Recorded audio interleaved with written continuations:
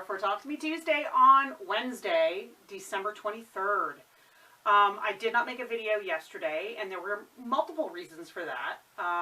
One of which is I have contractors repairing and restuccoing my house. They just started the process yesterday, and it was very loud. They are not working today. I think it has to do with the concrete curing and then also the temperature, because it's like 30 degrees outside, 35. In addition to that, I was also working on a project yesterday that I wanted to make sure I had finished before I filmed my video so I could show you, and that is my new to me Christmas tree skirt. My daughter and I did finally put the tree up on Friday. We just haven't been in the mood. And when I was taking all the stuff out of the decorations bin, I took out a quilt, a Christmas quilt that I had brought home when we cleaned out my mom's house. I'm not sure if she made it or if my aunt made it. My aunt was a quilter, my grandmother was a quilter, but this was a my mom was not a quilter, but she did do a lot of crafting and she sewed. And this quilt was a cheater quilt. I mean, it was made with a Christmas cheater panel and coordinating fabric. One of the prints that's in the cheater panel was the back of the quilt. It was clearly put together pillowcase style with some really thick poly batting. And then it was hand tied, so there was absolutely no reason my mom couldn't have done it. I just don't know whether she did or not, because obviously there wasn't a label or anything. But it was just a little small quilt, like one you would throw, you know, maybe as a table topper. And in fact, it could have possibly been a table topper, although it's kind of puffy to be a table topper. And so I will insert not a great picture, but I do have a photo of what it looked like before I attacked it. Here. So what I decided to do was turn it into my Christmas tree skirt, because I didn't have one, and I thought, why not utilize this as a Christmas tree skirt. So my original thought was to just quilt straight lines over the patchwork of the panel. But I quickly realized that the batting was really bad on the inside. Like the poly batting had really like separated, and well, I'll just insert a picture of the batting here. So you can see it was full of holes and just like wadding up in places. So I just cut off all the way around the sides, separated the top from the back, threw out the stuffing. Obviously, I took out, it was hand-tied with embroidery floss. I took that out and then separated it. And then pressed everything. Decided that the panel that was the top of the quilt was really thin. So I had some white, I'm pretty sure it was broadcloth, which is a blend. I had I have a few yards of that. That was just plain white that I brought home from Mom's. And so I decided to put a layer of just one piece of that in between the top and the new batting. I used some 80/20 batting. I finally broke into the roll of batting that I ordered in the spring, April maybe, March or April. And it's an 80/20 that you can quilt up to 10 inches apart. And I did... I decided I did want it thick though, so I used 2 layers of batting. I just folded it over. Used 2 layers of batting. I loaded that sucker on the frame and just did a big meander on it. Cut a template for a partial circle, as you do. Cut that sucker up and bound it with some of this fabric I had right here.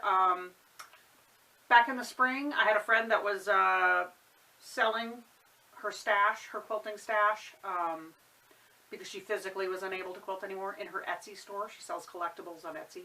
So I ordered, it was like a 4-yard piece of this fabric. I want to say it's a blank quilting. I made ties with some grosgrain ribbon that was white with gold metallic that was in my Christmas wrapping stuff. And voila! Here is the finished quilt. So you can see there's no actual patchwork here. This is just a panel. I'm really glad I put that white in there because it was very thin. Makes it totally opaque. And then this bit right here is the piece that's on the back. The binding worked out great. So I'm about to go put this on the tree. But here's the ribbon that I used for the ties. And I just sewed them, hand sewed it on the back. I used fray check on the ends of the ribbon, both ends. Hand sewed that down. Hand sewed the binding to the back. And I love how like substantial this is. And I have a feeling once I get this under the tree, Pouncy's going to be sleeping on it. I'll take a photo of it in action. And that's it for me. Oh, that's not true. Logey Bear leads the way. This was the Project Linus Mystery Quilt from 2019. I got it quilted before I did the tree skirt. And this weekend, so I quilted that on Saturday. I started it on Saturday. I was having some issues with my stitch regulator on the machine. And I unplugged it and just left it alone for a few hours. And when I came back, I was working fine. But since then, I've had more problems. So I did manage to get the last block quilted on here. I had a lot of fun with this one. I'm looking forward to getting it trimmed up and bound so that I can take it outside, take some pictures. This is a big one, so I'm going to have to hang it up somewhere to take photos. And then I can get it donated.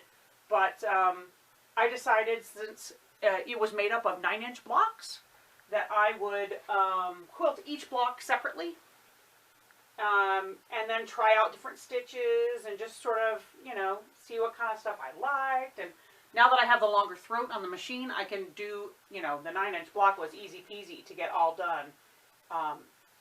And do like one row. I basically did one row at a time, but I did each block with a different pattern. I did repeat the patterns in different blocks, but I made sure that each block along a row was different, and that coming, you know, going down vertically also, they were different from each other. So I had a lot of fun. I did have a lot of frustration with that stitch regulator, and so I'm going to have to probably call the dealer. When I quilted this, I did it in manual mode, and it worked perfectly. So it's obviously something to do with my encoders, or, you know, I need to go double check all my plugs and all that good stuff. But my feeling is that I need tech support, so I'll figure that out. But I know the machine works because it quilted beautifully in manual. So I don't know if you can see any of those stitches, but I just did a big meander all over. So I'm going to go put this on the tree and take a shot of it in situ, as one might say. Congratulations to our fearless leader, Jennifer O, for being weight-bearing and getting to celebrate Christmas without her scooter and getting to start the new year on 2 feet. Here's to a crafty Christmas. And if you celebrate Christmas, I hope you enjoy it. If you celebrate having a 3-day or a 4-day weekend, like me, enjoy. I will see you guys next week. Bye!